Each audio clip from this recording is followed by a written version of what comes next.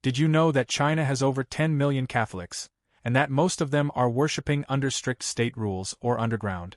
Recently, Pope Francis made global headlines by asking Catholics around the world to pray for believers in China. His words weren't just spiritual, they were deeply political.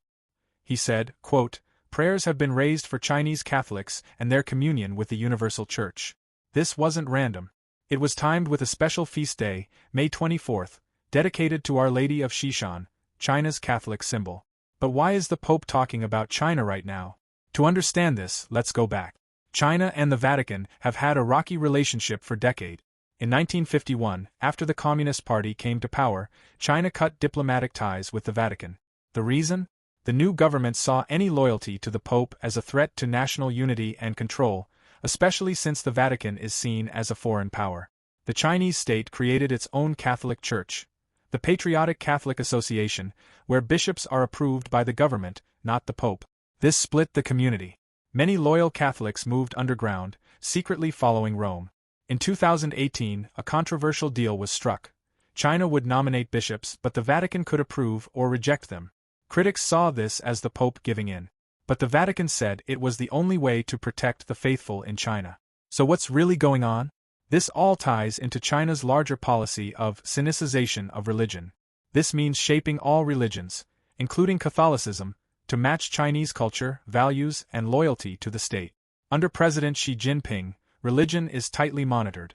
The government says it allows religious freedom, but only under strict conditions. Religious groups can't be controlled by foreign forces. And the Communist Party bans its own members from being religious. This isn't just about faith, it's about control. And then there's Taiwan. The Holy See is one of the last governments that still recognizes Taiwan diplomatically, not China.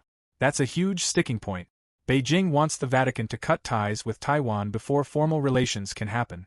So when the Pope talks about communion with the Universal Church, it's a subtle message. He's supporting Catholics in China who feel isolated, and maybe even hinting at dissatisfaction with China's control. The Vatican also remembers its roots in China. Back in the 1500s, Jesuit priest Matteo Ricci traveled from India to China, learned Mandarin, and built trust by respecting Chinese culture. He believed in slow, respectful outreach, something the Vatican might still be trying today. But in modern times, this balance is harder. China's stance is firm. Religion must serve the country, not challenge it. Meanwhile, the number of Catholics in China is reportedly shrinking. The underground church still exists, but it's under pressure. Public displays of loyalty to Rome can mean harassment or even jail. So, why did the Pope speak out now? Maybe to remind the world, and China, that Catholics in China haven't been forgotten.